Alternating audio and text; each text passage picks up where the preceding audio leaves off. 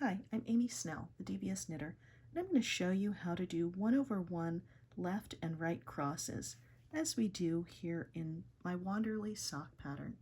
These are just 2-stitch mini cables, and they're quite easy to do without a cable needle. So let me show you how. For the left cross, that is a 1/1 cable cross that leans to the left, we're going to do the cross on these next 2 stitches on the left hand needle. I'm going to put the point of my right hand needle from behind into the back loop of the second stitch and knit that one first.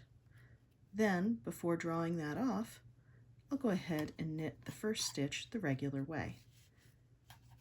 And there I've made that left cross. Let me show you again.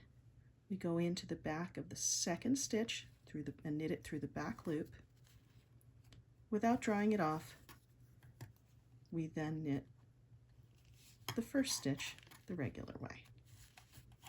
And that's a left cross. I've done it twice. Let me show you what a right cross looks like. For a right cross, we're going to go in to these first 2 stitches as though to knit 2 together. Slip them to the right needle, then slip them back onto the left needle in the new order. Now we'll knit them again through this back leg in the new order that they're presenting. And there's a 1/1 right cross. I'll do that again. We go into the first 2 stitches as though we're going to do a knit 2 together. Slip them onto the right needle and back onto the left so that we reverse the way they present. And then we're going to knit them through the back leg.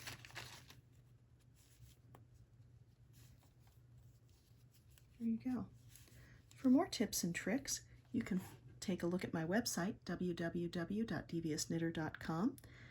You can also find links there to my class schedule and tutorials, as well as links to my Payhip and Ravelry shops, where you can find the Wanderly sock pattern and lots of other great patterns.